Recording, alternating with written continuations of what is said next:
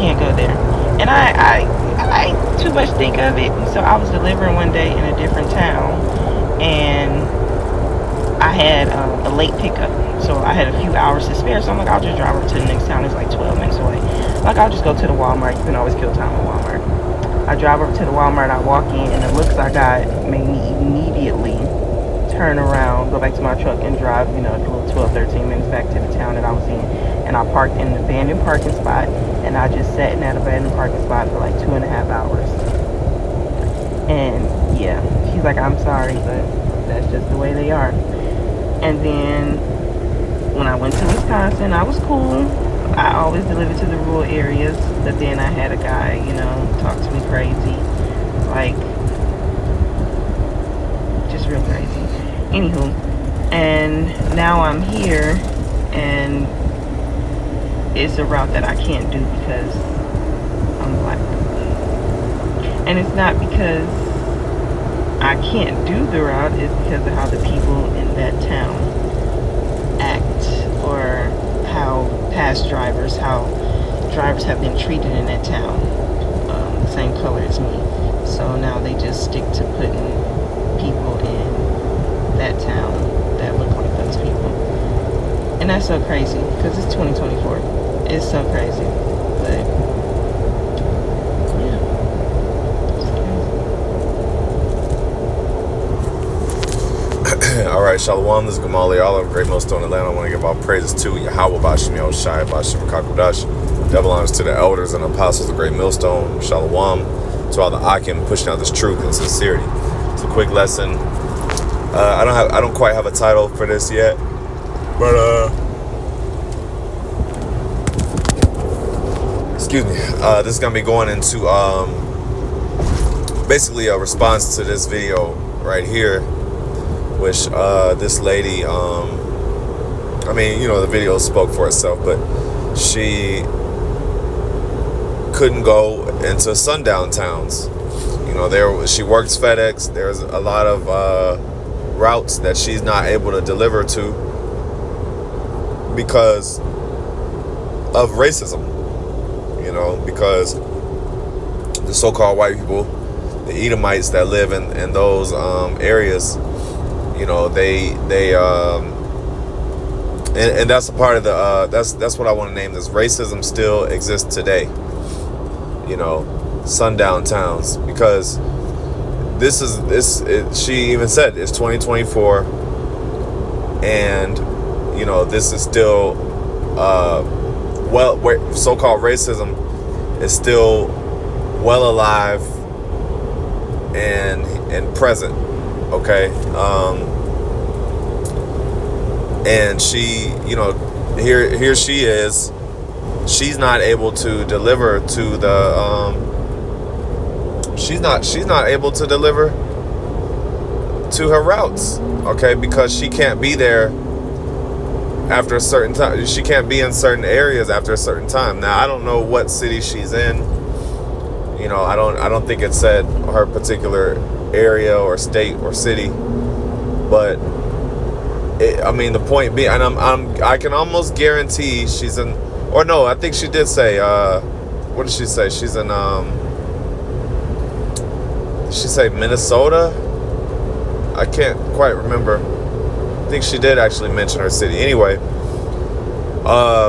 Esau is your enemy, man. Esau is your enemy. If you can't see that, then you're completely lost. Okay? So-called white man is your enemy. They don't want to live around you. They don't. They have certain. They used to have certain laws, and certain how do I say, certain underground tactics to live away from, to segregate themselves away from Jake, living around Jake, such as redlining. And I believe redlining goes back to, I don't know. I know it was booming like in the 50s and 60s. I don't know if it goes prior to that, but you had what's called redlining, which basically was a restriction put on minorities of where they couldn't live at, you know. And that is still practiced to today, but it's how do I say, it's not as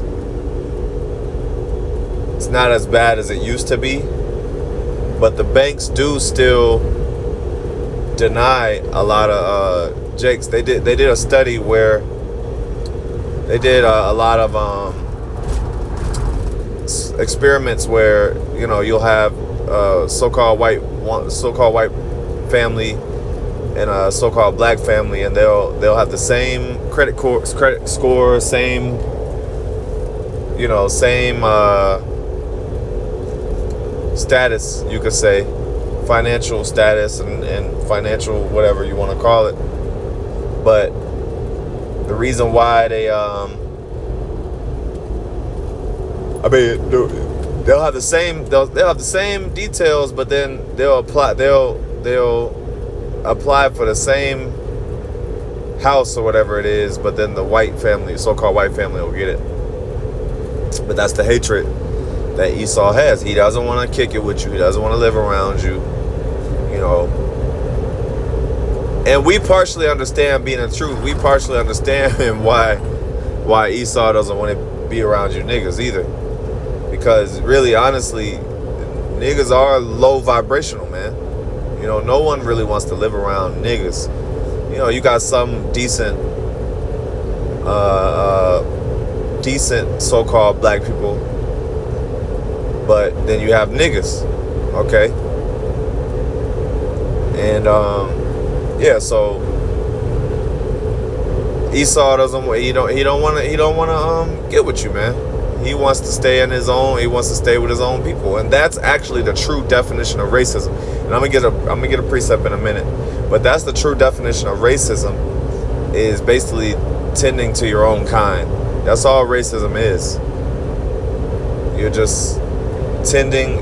You're in favor of your own people. That's all racism is. You're just in favor of your own people. Okay, and majority Edomites are. But they also have a hatred and disdain for you Israelites.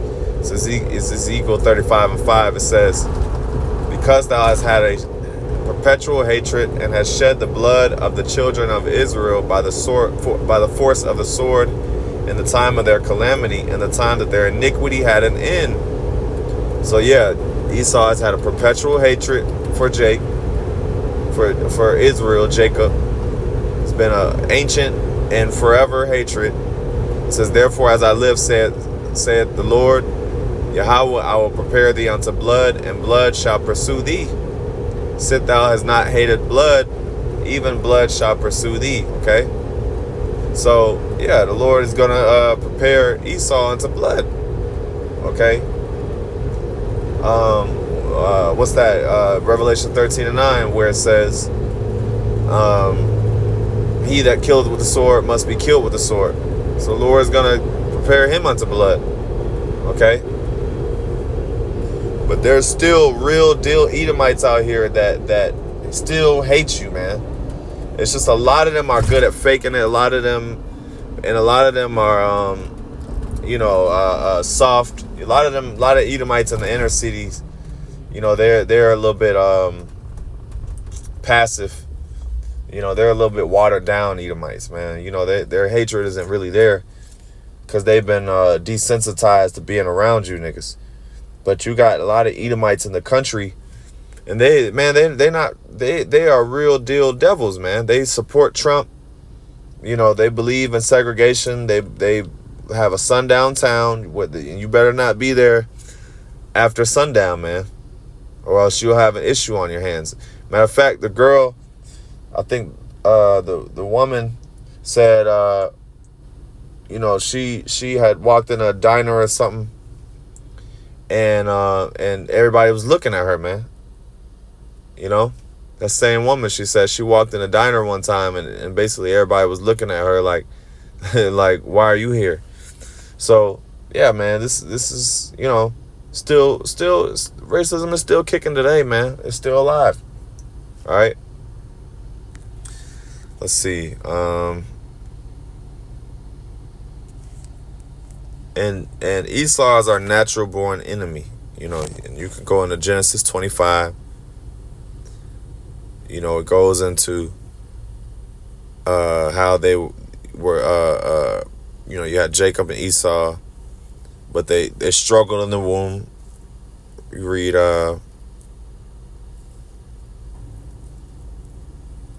what verse is that? That's, 23. In verse 23, they struggled in the womb. So, and then you read verse 27, Esau was a hunter, Jacob was a plain man. So they had differences. They were just totally opposites, man. They weren't the same. And so Esau is still jealous, still mad to this day that about his birthright. Okay, that's why he still has that hatred. You know, and a lot of Edomites don't know. You know, they don't know the story. They don't really understand why they hate. They don't even really understand why they hate Jacob. But that's the reason. That's the reason, man. It's an ancient hatred. That's the very reason why they hate Jacob. Is because, you know, Jacob. It was set up that Jacob would take his birthright. Okay. You know. It was set up like that. It was set up that Jacob would he would obtain the birthright, and it was through trickery, but it was all set up through the spirit. So, you know, that's pretty much the point. You know, I just wanted to touch on those few points. You know, but yeah, Esau still hates you Israelites, man, and it's still very, very present today. But that's pretty much the point. You know, I wanted to end on that. And with that, give all praise to YAHAWASHI, Shai, Bashim Kakwadash, double lines to the elders and apostles, the great millstone. Shalom.